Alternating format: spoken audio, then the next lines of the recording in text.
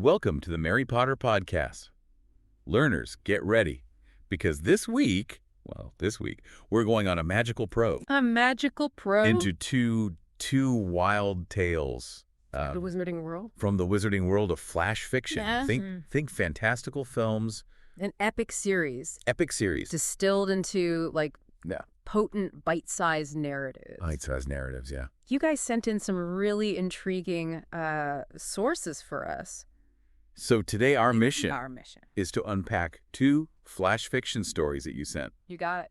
The Devil's Roll. The Devil's Roll. And the Ghosts of Gettysburg. The Ghosts of Gettysburg, those are... We're gonna delve into the core of each. Right to the heart of it. Extract the most fascinating element. Yes. And see what surprising insights emerge. That's what we do here. In the Devil's Roll, we encounter a group of teenagers who discover an antique pair of dice. An antique pair of dice. With a dangerous power. Very dangerous. They grant wishes, but at a terrible cost. There's always a cost. Drawing the teens into a game with a vengeful spirit. That's a bad game to be playing. It makes you wonder right from the start about the allure of instant gratification. Right. And whether there's always a hidden price tag. You know, they say there's no such thing as a free lunch. Exactly. So probably no free wishes either. Then we'll journey to a historic American battlefield in the Ghosts of Gettysburg. Oh, yeah. Where a school trip takes a chilling turn. Ooh. Soupy. As a sensitive teen and his skeptical friend witness a spectral reenactment. Ooh. Of a forgotten battle. Yeah. Revealing the brutal reality of war. Yeah, war is not pretty. Not a game. So these two stories, though different in setting. Very different. Both seem to tap into something about the unseen forces. The unseen forces. That shape our lives. Absolutely. And the consequences of our actions, intended or otherwise. It really makes you think. Let's dive into the Devil's Roll first. Okay. The Devil's Roll. Okay. The Devil's Roll. Okay. It kicks off with a teenager named Alex. And his first impression of these old dice. Yeah. It wasn't just that they were old, was it? There was something more to it, a sense of history clinging to them. Yeah, the source material actually describes Alex perceiving these dice as carrying echoes. And a prickling awareness of lost wagers. Lost wagers. And bartered souls. I mean, talk about spooky, right? That's a really evocative way to start. It is. Suggesting that some objects can hold a kind of psychic residue from past events. It makes you think about antiques in a new light. Yeah. Not just as relics, but as potential containers of untold stories. Yeah, exactly. It's like he has this innate sense that these aren't just dusty relics from an antique shop. It's funny, whenever I go to an antique shop now, I kind of think about that. Yeah, I do too, actually. Makes you wonder what those objects have seen. Who's touched them, what energy they're holding. Yeah. But moving on with the story, we meet Emily.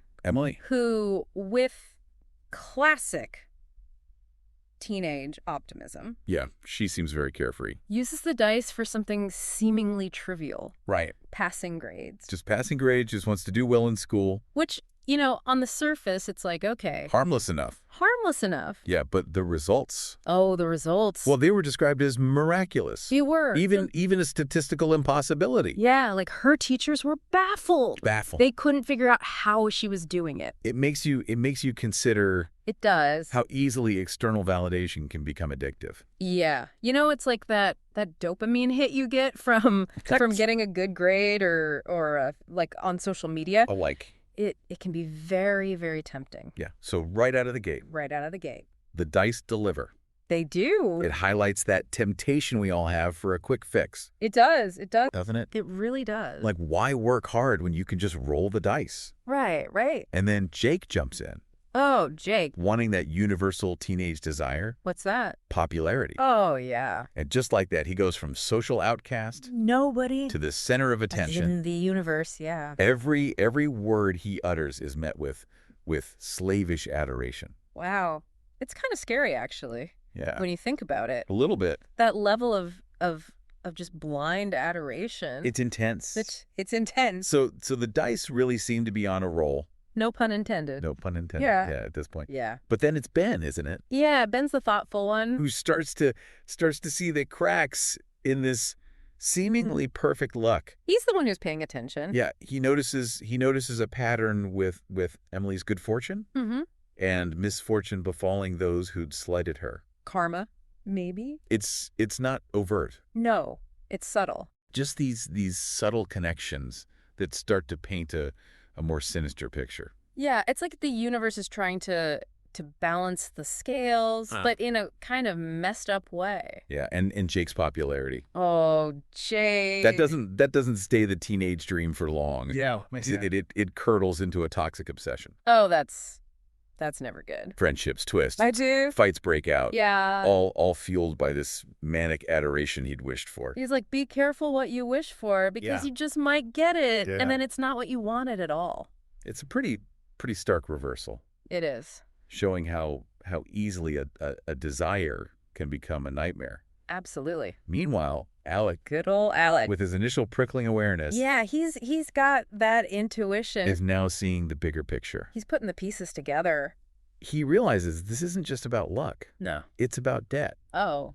The darkness surrounding the dice is deepening with each wish. Yeah, the stakes are getting higher. He understands. He does. They're not playing a game of chance, No, this is serious. but dealing with a spectral bargainer Ooh, spooky. who's exploiting their greed. This spectral bargainer is not a nice guy. It's like he's the only one recognizing the true stakes Right. of their game. Yeah, he's the voice of reason. And his response, he doesn't wish for more good fortune No, he doesn't. for himself. He's selfless. He wishes for knowledge. Oh. A glimpse of this specter Brave. they've gotten tangled up with. Yeah, he wants to know what they're dealing with. You can almost feel the weight of that decision You can. when it says his voice was trembling. He knows he's taking a risk. It's a courageous move, It is. prioritizing understanding over personal gain. You know, that's a sign of maturity. Yeah, I think so too. When you're willing to put your own desires aside, to Huh. seek knowledge To seek knowledge. and understanding, that's a good sign. And what happens next is properly creepy. Oh, yeah. Belly. The air thickens I'm getting chills. and the dice start whispering. Whispering dice. That's Then this specter appears, okay. and it's not the monster you might expect. Yeah. Instead, it's described as pitiable, Pitiable. a young woman filled with hollow desperation. Oh, It's a really, really interesting twist. it is. It's averting our expectations of a malevolent entity, Right, you'd expect like a demon or something. a demon, But no, it's this young woman. a woman who's clearly suffering. who's clearly suffering. Yeah, And through these spectral flickers, her story comes out. yeah, and it's a classic tale, really. Yeah. A foolish wager for freedom, Oh, always with the wager. an unpaid debt, Yeah. and now her soul is tethered to these dice. Bound to them. Yeah, she's not vengeful toward the teens though, is she? No, she's not. Her plea is for release. She just wants to be free. She sees them as unwitting pawns in her own trapped existence. It's not their fault. Right. They didn't know what they were getting into. Yeah, and every wish they make Mm-hmm. just tightens her bonds. It's making things worse for her.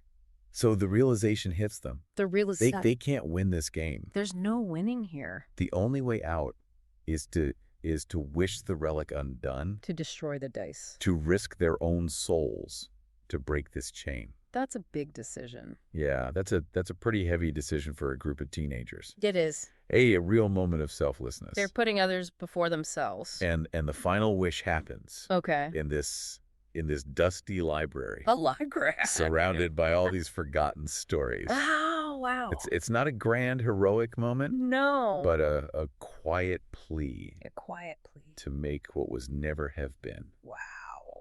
And the dice don't just explode in a burst of magic. Yeah. They become inert. Oh. Just lying there on the table. That's kind of creepier. Isn't it? It is. Not destroyed, just dormant. Like they're waiting. That finality, or lack thereof, Right. is almost more unsettling. It is. It's like they could wake up at any moment. The idea that they could resurface and tempt someone else. And the cycle starts all over again. And the spectral woman's grateful smile, she was happy for a moment, fades as her debt isn't canceled. Oh. But transferred to the teens, suddenly they're not the wishers anymore. Right. They're the collectors. The collectors here. They've inherited the debt. Their names are added to this ancient ledger of lost souls. Wow, so their names are on the list now. Their lives now a down payment on future requests. So they're part of the system now. They leave not as victors, but as survivors. Just glad to get out alive. The dice continue to haunt their dreams. Still there. Whispers, rattles, and static. Can't escape it.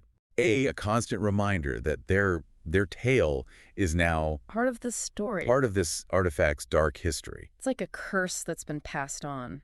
Victory isn't about defeating the supernatural, but about the bitter knowledge. The knowledge. That some games can only be abandoned. Yeah, sometimes you just have to walk away. And their youth is transformed. How so? That careless hunger for wishes right. is replaced by this desperate, guarded fear of the true cost of getting what you want. They've learned their lesson. They now see the world differently. They do. Recognizing the potential dark debt behind any good fortune. It's like they've seen behind the curtain, and they can't unsee it. It's a really, really impactful way it is. To end their story, making you consider the hidden costs in your own life. Absolutely. It makes you think about the choices we make and the things we might be sacrificing without even realizing it. Okay, learner, that was our magical probe into the devil's role. The devil's role. Now, let's journey to a completely different setting for our next flash fiction story. Completely different. The Ghosts of Gettysburg.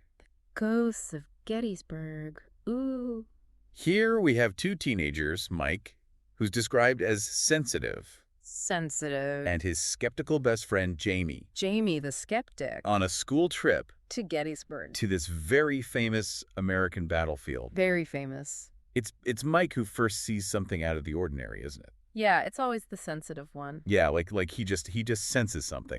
They're more attuned to those things. More attuned. It's the unseen world. When Jamie's just like, what are you talking about? Yeah, Jamie's all about the facts and logic. With facts, yeah. So Mike, he experiences this initial sighting, a flicker of movement against the gray stillness. Like something just caught his eye. Yeah, and importantly, these aren't the costumed reenactors they might expect. No. Instead, he sees soldiers in dull blue and mud brown. Like really authentic looking. And the description conveys their age in a haunting way. Yeah. They hadn't seen a sunrise in a century and a half. That sends chills down my spine. It is a chilling image.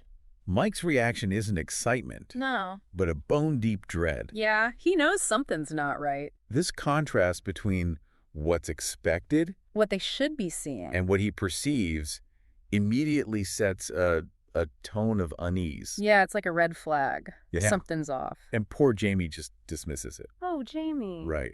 He mistakes Mike's reaction for enthusiasm about the historical site. Yeah, he thinks Mike's just really into the history. Really into it, yeah. But no, it's something much deeper than that. It sets up this classic dynamic. It does. Between the believer and the skeptic. We see that a lot. Yeah. In stories like this. And stories in real life. In real life, too, yeah. So the fake cannon fire goes off, signaling the reenactment. Right. But then the story says something shifted. The atmosphere changed. Okay, how so?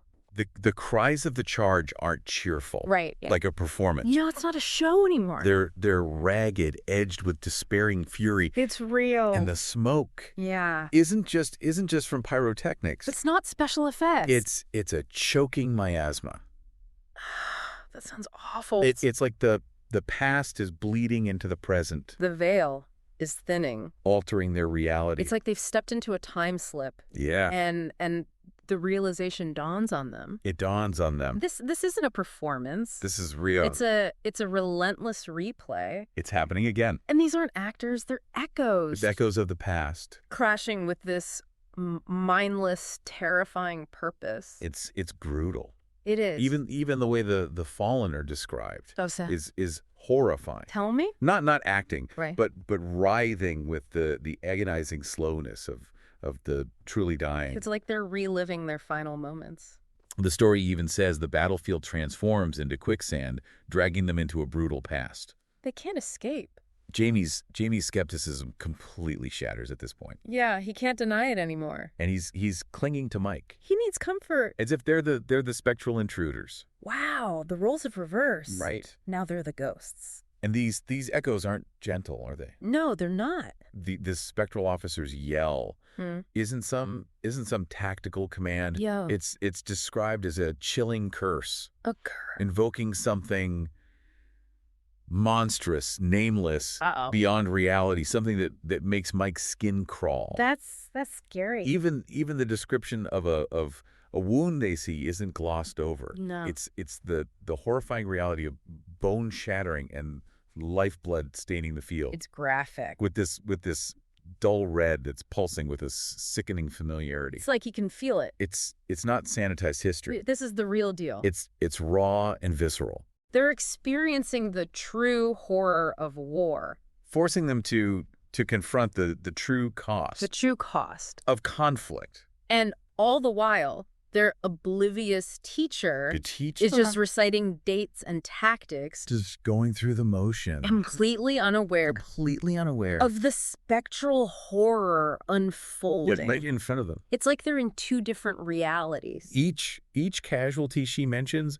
is described as a scream the living couldn't hear. That's a powerful image. That juxtaposition is so powerful and tragic. It really highlights the disconnect between the academic study of history and the lived experience. Mike isn't just seeing this. No. He's feeling it. He's empathic. The relentless desperation. Yeah. The stench of blood and fear.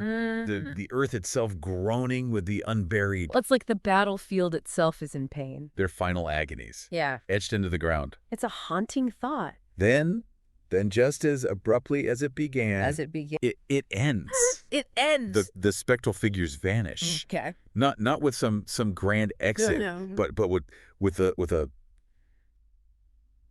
ghastly silence. They're just gone. The field isn't just empty. No. It's hollowed. Hollowed. A gaping wound. It's like a scar on the landscape. And then the tourists come back. Oh, the tourists. Cameras clicking. To normal. Cheerful chatter filling the air. Oblivious. It's a stark and jarring contrast. It is. To the horror they've just witnessed. Like nothing happened. Yeah, it really brings home how easily the past can be forgotten or ignored in the present. Yeah, it's easy to forget when you're not confronted with it directly. Jamie is completely changed. Oh, Jamie. Isn't he? No longer the snarky skeptic. Right. But a boy stripped of the comforting illusion that war was just in history books. With tears on his face. He's seen the reality. It's a powerful moment of realization for him. It is. A visceral understanding of history. So he's not just reading about it anymore. And Mike's understanding of his gift becomes clearer. His gift. It's not just about seeing individual ghosts. No. It's about seeing the wounds history leaves on the land itself. The land remembered. A haunting that's bigger. Bigger. And more monstrous than any single spirit. It's a collective trauma. The bus ride back is silent. Silent. Shell-shocked. They're processing what they've seen. And from then on, textbooks and battlefields are never abstract again. They have a new perspective. Each grave is a silent scream. Each one a story. Each battlefield a terrible testament. A reminder of the cost of war. Their lives are forever changed by this encounter. Forever changed. The past. They'll never forget what they saw. Even their everyday lives are different. How so? Laughter is less easy. They're more serious. Squabbles are tempered by this newfound respect for the fragility of the present. They appreciate what they have. Anniversaries aren't just dates. They're marked with a quiet awareness of these unseen echoes and a dread of the living's potential for horror. They know what humans are capable of. It's a lasting impact. It is. This understanding of the darkness within humanity and the importance of cherishing peace. It's a valuable lesson. Learner, these two flash fiction stories, though, set in vastly different scenarios. Vastly different. Both explore profound themes of consequence, unseen forces, and the enduring impact of choices made in moments of desperation or conflict. It's about the choices we make. In The Devil's Role, we see how even seemingly harmless desires can unleash dark forces and create lasting debts. Debts that can't be easily repaid. Not just for the wishers, no, but potentially for those who come after. It's like a ripple effect. It makes you wonder about the true price of getting what you want, doesn't it? It does. It makes you think twice about taking shortcuts. And the Ghosts of Gettysburg. The Ghosts of Gettysburg offers a chilling reminder that history isn't just dates and names. Yeah. But a landscape scarred by real suffering and the echoes of human actions. The past is always present. It prompts us to consider what traces we leave behind and how the past continues to resonate in the present. It shapes who we are. What stands out to you most? To you. From these magical probes? What lingering questions do these tales spark? Are you thinking about the choices you're making? Perhaps you're now considering the subtle costs in your own life. The hidden prices. Or looking at historical sites. Yeah. With a newfound sense of their deeper stories. The stories they hold. These flash fiction stories, though brief, short but powerful, offer a lot to think about. They do. Regarding our desires. Our desire. Our history. Our history. And the unseen forces that might be at play around us. The unseen world. Thank you for sharing these fascinating flash fiction stories. Thank you. We hope this magical probe has offered you a unique and thought-provoking perspective. That's what we aim for. Join us next time for another delve into the captivating corners of the wizarding world of flash fiction on the Mary Potter Podcast. The Mary Potter Podcast. Remember to rate and follow for more captivating stories. We'll see you next time.